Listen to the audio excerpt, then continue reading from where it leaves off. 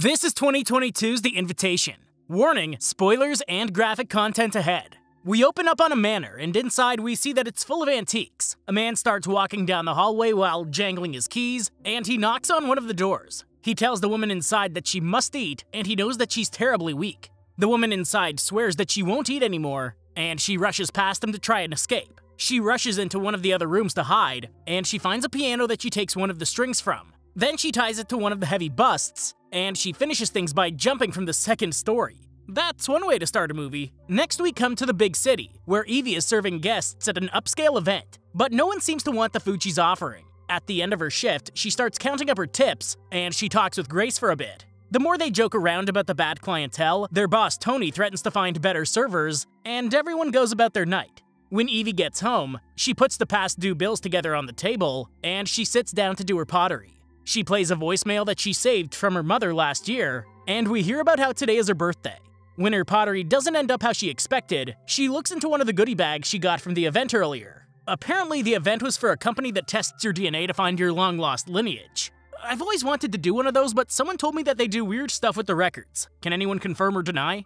Evie decides to mail her sample the next day, and later on, Grace comes over for some drinks and Evie gets her results. She finds out that she has a long-lost second cousin in England, and he wants to meet her while he's in New York for business. She agrees to meet up for a bite to eat, and she finds out that Oliver is rather eager about finding family. She opens up about how her parents are dead, and Oliver tells her that he told the entire family in England about her. He mentions that another family member is getting married and she should come with him to meet everyone. After he tells her that he'll take care of everything, she agrees, and in no time at all, she meets him in England.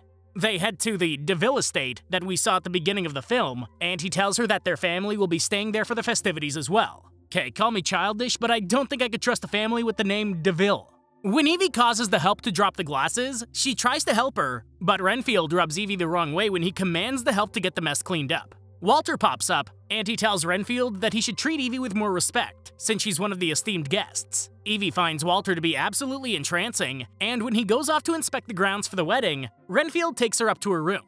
Along the way, he says that she's welcome to venture anywhere except for the library.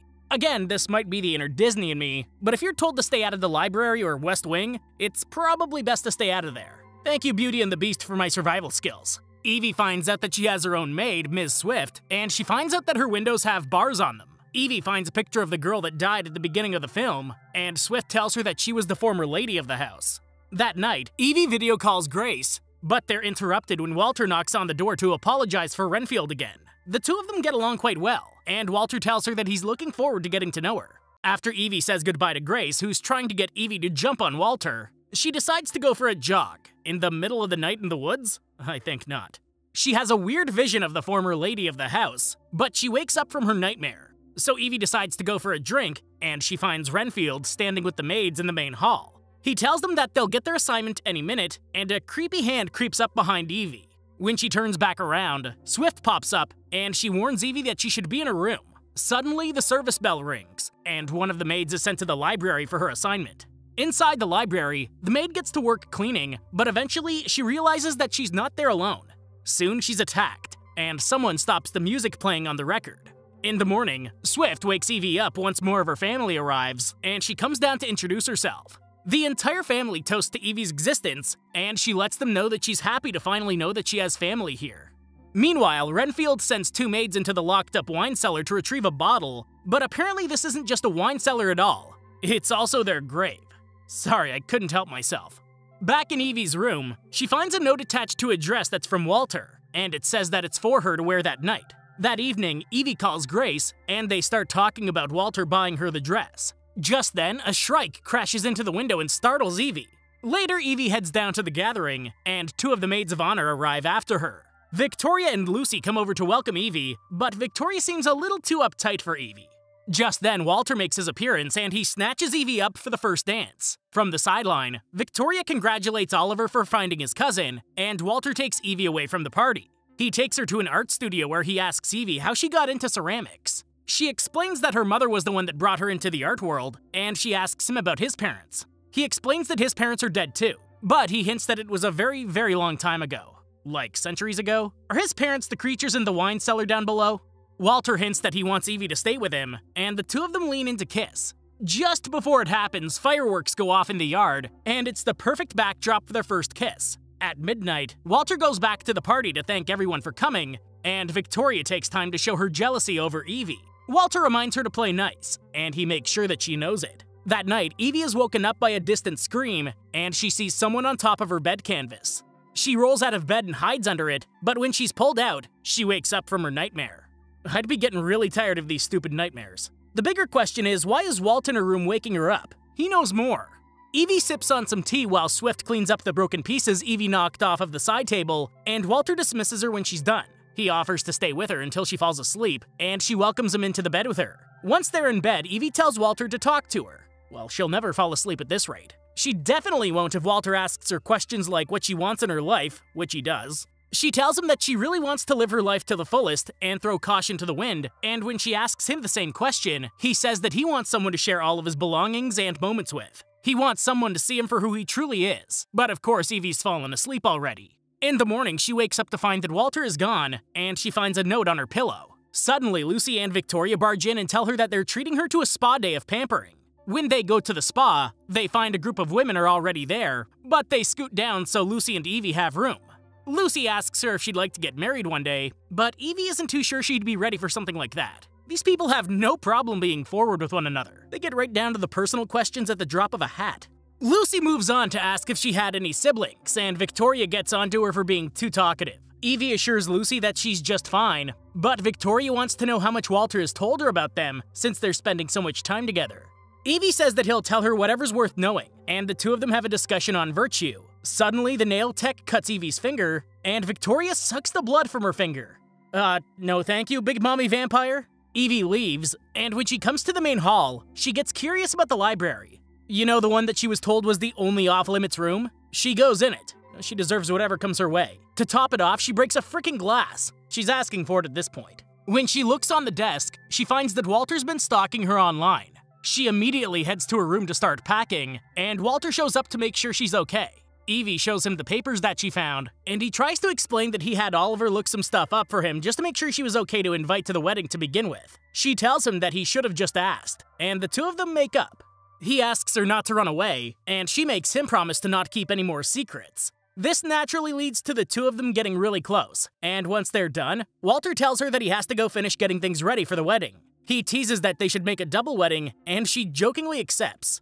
Yeah, how about we don't joke about that kind of stuff? Walter's ready to lock someone down, and once you accept, I don't think there's really any going back at that point. That evening, Walter and the family wait for Evie, and once she arrives, Walter starts to glow. He gives a quick speech, and everyone starts eating. Then Evie asks him where the bride and groom are, and Walter pops back up to give another quick speech. This time he announces he and Evie are going to be wed, and the crowd erupts in applause. Walter calls for refreshments to be brought in, and Renfield appears with a maid who puts down a bowl on the table. Renfield slits her throat and drains her blood into the punch bowl, and the table couldn't be happier. At this point, you don't say no. You thank them for letting you into their family and grab yourself a drink, I guess. Wow. Walter explains that Evie is the missing piece and she'll make his third wife. Lucy and Victoria are his wives from two of the powerful families, but Evie will make the third wife from the third family. The woman that offed herself at the beginning of the film was actually her great-grandmother. Everyone toasts to their union, but Evie gets up to leave. Walter has his people stop her from leaving, and he asks her what the problem is. She tells him that she really wants to go, but he thought that they weren't going to hide things from each other anymore. Evie looks to everyone else to see why they aren't helping her, but no one budges. She starts banging on the door, and Walter rushes over to console her. He tells Lucy and Victoria to get her ready tonight, and he urges the other guests to keep eating. How many of you would resist this? Honestly, how many of you would turn him down and take your chances against a house full of vampires? Fools. Later, Evie's tied up and taken to the dungeon where Victoria and Lucy tell her that it'll all be better in the end. Victoria explains that their bloodlines are rare, and with the four of them combined, they can withstand the effects of time itself. Victoria has been with Walter for 500 years, and Lucy has been with him for only 100 years. Suddenly, Victoria traps her inside her new coffin, and she leaves her there for the night. Evie tries to escape, but suddenly Ms. Swift pries her from the coffin and rushes her down the hallway. She tells her to run, and she warns her that the only ways to kill the vampires are by beheading, stake to the heart, or fire, as everyone knows. Apparently, the only difference with these vampires is the fact that they can be out in the sunlight. I could live with that. Suddenly, the bells go crazy and Renfield starts hunting Evie down. Actually, everyone's looking for her at this point. Evie manages to make it outside, and she hides in the ice house.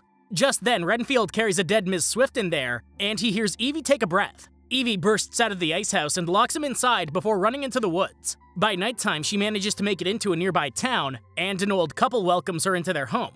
While they make a phone call for help, Evie notices a picture on the shelf that shows that they work at Walter's manor. She tries to escape, but the old woman knocks her out. When Evie wakes up, she's in Walter's library, and he finally tells her he's a vampire. He tries to pitch the idea of her turning into one, but she's not easily swayed.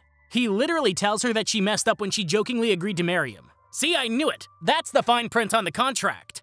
Walter decides to feed on the maid sitting next to her, and Evie passes back out. The next day, Evie is dressed in her gown, and she's helped down the aisle to Walter. Walter's happy to see that Evie has seemingly come to her senses, and the ceremony starts. When it comes time for Evie to say yes, she does, but she seemingly has a plan. Walter gets ready for them to exchange blood, and she sucks his down. When it comes time for her to give him her blood, she acts like she's going for a bite of the maid, but she sets the altar on fire instead. She grabs a nearby stake and she drives it into Walter's heart while the fire rages. She frees the maid, and the two of them go to escape through the tunnel. Victoria is furious though, and she chases them into the main hall. Victoria tells her that she didn't actually kill Walter, and she pierces her chest. Lucy to the rescue though, she's definitely my favorite in this story. She's just so eager for things to be good, whether she's immortal or not. Lucy shows that she's stronger than Victoria though, as she drives both of them into a rod that impales them. Both of them turn to ash, and Evie gets up to leave. She's stopped by Renfield though, who mentions that he wanted to kill her grandfather back when he was born, and this makes Evie furious. She finishes him off fairly easily, and she makes her way back to the main hall. Once there, what's left of Walter grabs her and tells her that she's so ungrateful while he tried to give her a family. She cuts his hand off and Sparta kicks him into the fire. As he burns to death, Evie's vampire powers recede, and she walks out of the manor as a human again. 2 weeks later, Oliver's in London, and he's talking to someone about destroying evidence. What he doesn't know is that Evie and Grace are watching him from across the street. So Evie just brought Grace in as an assistant vampire hunter? Feel like I'm watching a spin-off of Supernatural. Grace even has a bat. Then the credits roll. While it didn't spice up the vampire genre too much, it was still really entertaining. This one's definitely worth a watch. Give it a shot. Thank you for watching, and I hope you enjoyed the video. Don't forget to like and subscribe for more like this one. Comment what you think I should watch next, and I'll see you in the next video.